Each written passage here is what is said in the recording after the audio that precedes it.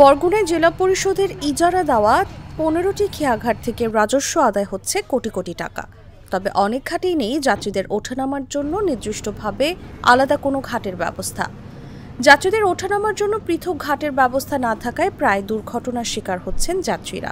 বিভিন্ন ঘাটে নির্মিত যাত্রী ছাউনি দখল করে যাওয়া সহ প্রয়োজনীয় সংস্কারের অভাবে সৃষ্টি হয়েছে বেহাল দশার।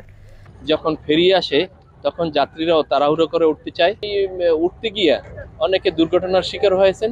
একবার মোটরসাইকেল সহ যাত্রী পানিতে পড়ে গেছে। জায়গায় বোর্ড রাখতে একটু অসুবিধা হচ্ছে, তাছাড়া যাত্রী ওঠানামার জন্য একটু সমস্যা হচ্ছে, কারণ এখান থেকে যখন গাড়ি নামে তখন আমাদের যাত্রী ওঠে, তখন একটা অ্যাক্সিডেন্টের আশঙ্কা থেকে যায়, রিস্ক থেকে যায়।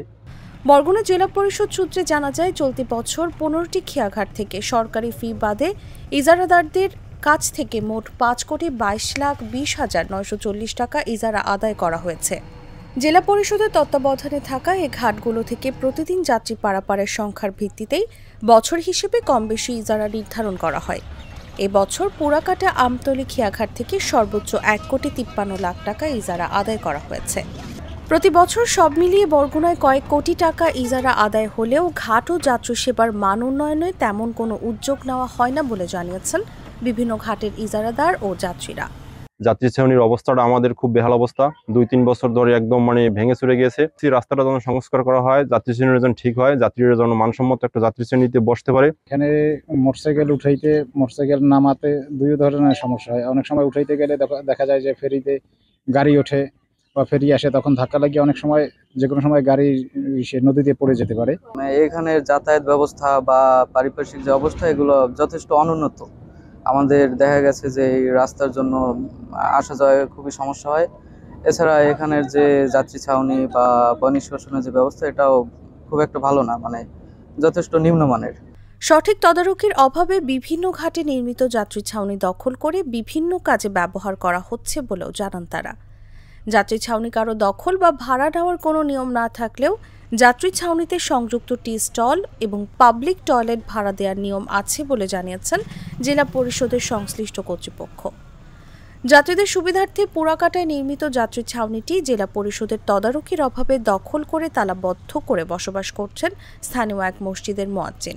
ঘাট থেকে অনেক দূর, সেই জন্য এই জায়গায় যে যাত্রীরা বসবে তারা যে খেওয়া বা কি ফেরি কোন সময় ছাড়ে এটা তারা এই জায়গা থেকে দেখতে পারে না, তাই এটা আটকাইয়া এখন মসজিদের সবাই নামাজ আদায় করে জায়গাটা মসজিদ তৈরি করে দিয়েছে যাত্রীদের জন্যই। এটা মূলত ফেরিটা থাকে তখন এখানে একটা জামজটটা বেশি থাকে, আর এই ফেরির পল্টন থেকে আমরা উঠিতে একটা রিস্ক থাকে, কারণ এখানে সরাসরি উঠাইতে হয়। আর যদি আমাদের এটা আলাদা উঠানোর জন্য যদি রোড থাকতো বা স্পেস থাকতো, তাহলে আমাদের সেটা ভালো হতো। বৃষ্টির সময় ধরেন কিছু কিছু যাত্রী আছে ভিজা দাঁড়াই থাকে। যাত্রীরা এই যে ওয়াশরুম আছে না, মহিলা পুরুষ সবাই তো একটু করতে চায়, কিন্তু সেই ক্ষেত্রে এই জায়গায় কোনো যে ঘাটের জন্য কোনো আলাদা ওয়াশরুম নেই এবং যাত্রী ছাউনি নেই। সরেজমিনে বিভিন্ন খেয়াঘাট ঘুরে দেখা যায় ইজারা আদায়ের দিক থেকে সর্বোচ্চ রাজস্ব আসে পুরাকাটা আমতলীর খেয়াঘাট থেকে। তবে এই খেয়াঘাট পারাপারের জন্য আলাদা কোনো ঘাট না থাকায় ফেরির পন্টুন থেকেই ওঠানামা করতে হয় যাত্রীদের।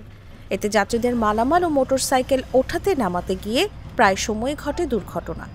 এ বিষয়ে বরগুনা জেলা প্রশাসক ও জেলা পরিষদ প্রশাসক মোহাম্মদ শফিউল আলম জাগো নিউজকে বলেন, ইঞ্জিনিয়ারকে বলেছি কয়েকটি এস্টিমেট করতে।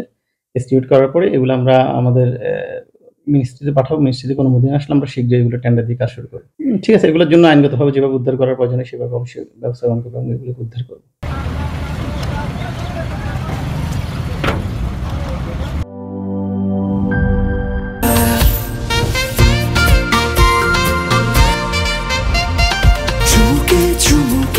Enjoy the life, চলো পুরাই খুশি তুলে নিয়ে হাতে। Cheer up, oh oh, cheer up, oh oh, cheer up, oh oh, cheer up. চিল হবে রিফ্রেশিং মুডে। চিয়ার আপ, চলো উড়াই খুশি।